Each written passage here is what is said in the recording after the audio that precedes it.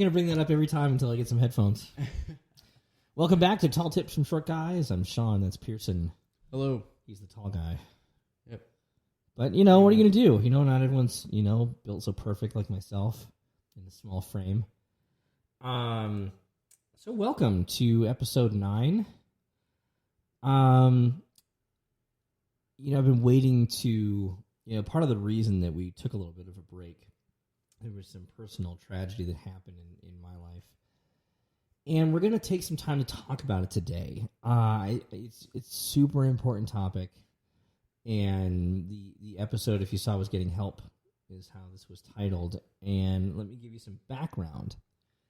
So, in the early part of September, this is hard to talk about, but my oldest son's best friend committed suicide. And I didn't, happen on a Friday night, and my son found out on Saturday early afternoon, and he didn't tell me right away. And, he spends a lot of time in his room anyways. He's a teenager. He plays Fortnite, so that's his thing. He's kind of, he's very social with his friends and even with me, but spends a lot of time in his room, as most teenagers do. And so I didn't know that night, or, Saturday when he found out.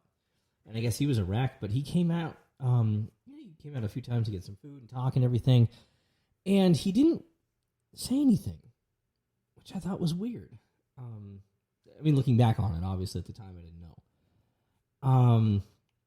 But I thought, now that I think about it, it's a little weird. I get it. It's hard. He probably really had to compose himself because he said he was crying, pretty hard from it. But he asked to, my son asked to go over to his friends the next day. And of course I said sure, because it was a Sunday and I didn't, have anything going on. So I said sure. And so I drop him off at 1 o'clock. I pick him up at 6 o'clock, and I'm in the friend's house, the parents' house. And, as my son's leaving with me, the mom says, "Hey, tomorrow's going to be a rough day at school." So, of course, I ask, why is it going to be a rough day at school? And then he tells me the whole story about how his friend on Friday had committed suicide. And I got emotional about it because I knew this kid, and he was just a fantastic kid. And it just destroyed me. It's like you don't expect that. It's that you live in this little bubble all the time, and you don't expect these crazy off-brand things to happen in your life. You realize how privileged that you are, that even while nothing's perfect, that nothing like this is so close to you until it's right on your doorstep. So he got emotional, I got emotional, and he was pretty much a wreck for the rest of the day or night. But what got to me was that every time I had seen this kid on Halloween, the year before, and even 9 hours before when I went to go pick him up from school, he's sitting there with this kid. They're joking, having a good time. They made plans to go to the movies the next day and everything, and now he's gone. And it's crazy, and it all boils down to the tip of getting help or asking for help, because that's, what the important theme is for me, because he didn't really leave a note.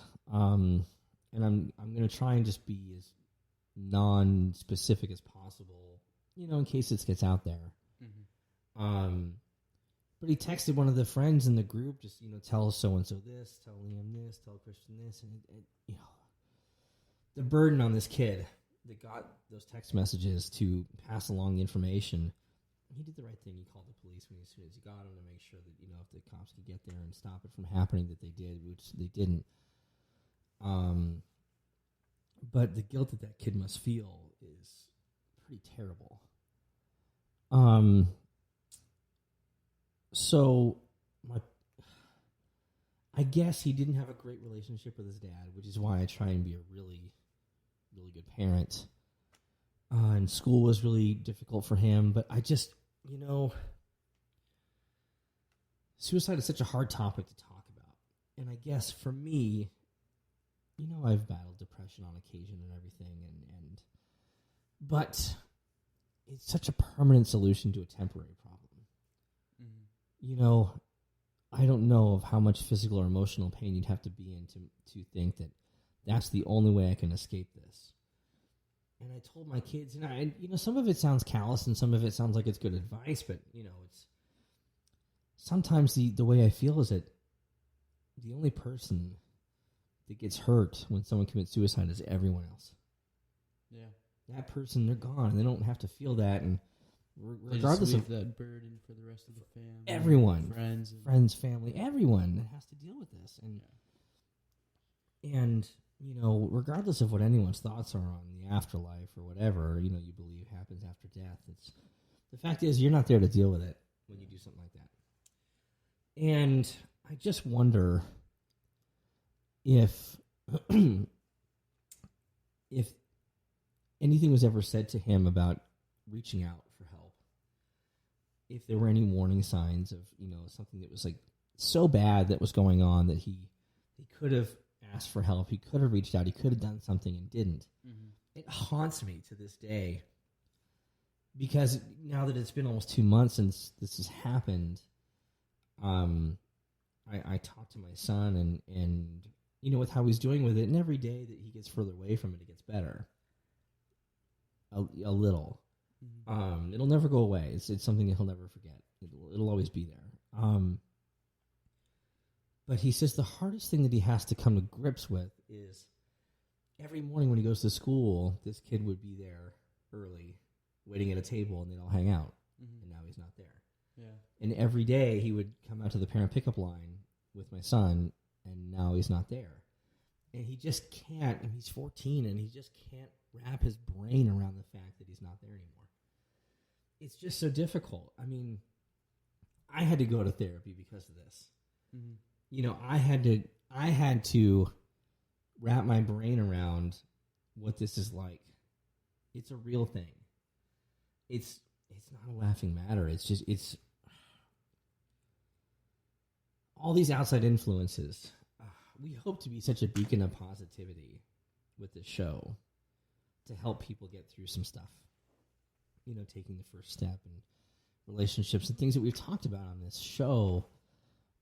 We try and paint the good side of things, and life is worth living and all that, and it is. But these dark times happen, and sometimes too often, and we sometimes have to acknowledge that.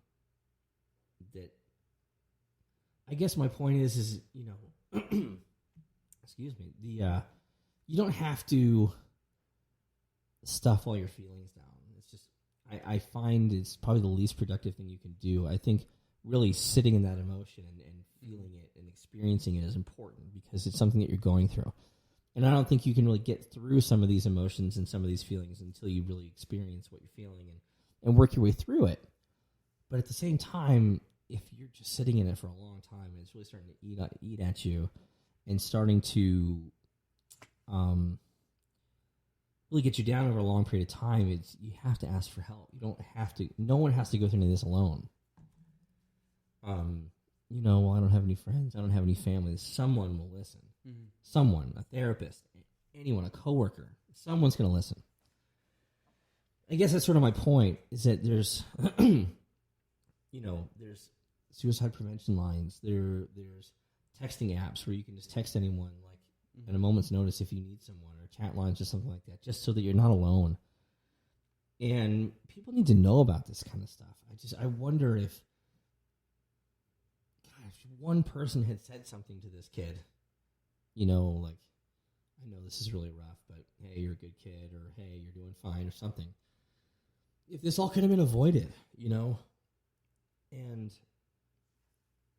I don't know, it's just so weird to me to see this group of kids all hanging out, and they're still joking, but you can just see it's weighing on their shoulders. Now, let me ask you this, Piercen. This particular event with this kid was the second suicide at the school in a month. Wow. 2. Is this a talked about issue where you go to school? There really isn't a lot. We have counselors, we have people there to talk to, but there's no campaigns about like suicide prevention. There's really nothing. It's really not a prevalent it's always going to be prevalent in today's culture, but it's really not prevalent at my school. Has anything Very happened in the often. last couple of years since you've been going there? Like, have there been any suicides at the school? You know, there hasn't been any suicides, but there has been like people who have died that went to the school by either like getting shot, drug deals gone wrong, and stuff like that. But no, there's not been many suicides at my school, which is weird because it's really not talked about. So I hate to say it, but I'm honestly kind of surprised because it's such a bad thing that can happen. But it happens so often. And it's before my son started school, he's a freshman. They had an open house for the students and an open house for the parents. And one of the issues that was brought up during this open house was cyberbullying. Oh yeah, I was just gonna say like the impacts of social media are huge. The impacts of social media, cyberbullying, and it then turning to suicide. And it was brought up frequently in this meeting. And then sure enough, an online student and then this student within a month of each other. And I just can't, like, it felt like it was like a lot of talk on behalf of the school and not a lot of action. And I know it was early on in the year, but the school was like just trying to do it for political reasons to look good. Or I didn't get that perception. No, I didn't think that they were doing it. I think they would genuinely care, but I don't know if they thought it would actually happen. Yeah. Like, they're serious about this, and then they had to get really serious about it because they had to bring in grief counselors and everything.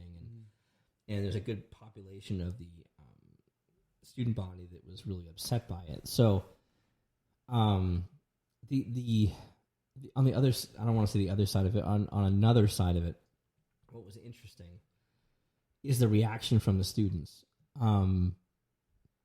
Some students used it to pretend like they were friends with him when he was around, and we talked about that. And, what was it? I forgot the episode name. Where we talked about how people like post on social media just to look good. Oh, about, right, yeah, exactly. About and like, rest in peace, you were missed. Stuff like that when they really don't care. Right. Yeah. So did we talk about this? We did talk about it. Okay. Yeah. I forgot what episode name it was, but I think it was around like episode 5, 6. Okay. But it was before this happened, though. It was, it was before that happened. Yeah, and in this situation, like one of the close group of friends told some girl about this, and she went on Snapchat, and just really made it public. Oh, okay. Oh, empathy without action. Oh, yeah, it's so true. Okay, yeah, that was months ago. Yeah. But they went on Snapchat, R.I.P. this, and you'll be missed this, and all that. I'm like, come on now. And my kids' group of friends got more upset. I mean, they were obviously upset at the loss of their friend, but it was compounded by the fact that these stupid people, and I use that in the most friendly term possible because I don't want to call them out publicly. But these kids made the decision to sort of, try and claim some sort of empathy, by posting, and it's just sick, because they have everything going so well for them, they're trying to, I don't know, further a cause that they don't really have any interest in, and that's what sort of bugged me about the whole thing is that they're just using it for their own uses, and it just didn't sit well with me. But if you are listening and you are watching on Facebook, and some of you are, I will tell you that there's a light at the end of the tunnel. The grass isn't greener on the other side. All the cliches I can tell you. The key is that there is. I will tell you there 100%. There's someone out there that will listen to you. There is. There was someone out there. If you ask for help, they will listen. They may not be the person to help you, but they're going to put you in touch with the right person. They're going to at least cross that, get you to that next step, get you to where you need to go to get the help that you need. It's just so important. I don't want to spend too much time. I mean, you spent 15 minutes already talking about this, and I don't want to glorify the situation because this is very serious, and I could spend hours talking about this, which we're not going to. I want this to be the same bite-sized chunk, but getting the help that you need is so important. A therapist, even if you don't have health insurance, find the help that you need, because the burden that you're going to put on someone else is more than they need to deal with. The burden that you have already thinking about this is more than you need to deal with. Just get help. Find someone on Facebook, even if you're vague booking, just for the sake of getting someone to ask you. Once they've opened that door, walk through it. Get the help that you need. It's really important. So I'm going to wrap it up there. I think that we've kind of told people that that this stuff is out there. It's important. We have to talk about it. But put yourself out there. Get the help that you need. Contact us with more show ideas and things like that. We always want to hear what you have to say. Anyways, for Piercen, I'm Sean, the short guy from Tall Tips from Short Guys. This was episode 9. We will see you Friday. For those watching on Facebook, these are recorded in advance. Yeah, and YouTube and everything like that. So the episode 10 will be uploaded on Friday. Wednesday, Friday. Yeah. So, anyways, we will see you on Friday with another episode. Not sure what we're going to talk about, but we'll do a little prep and we'll think about it. But we will see you next time. Cue that fun music.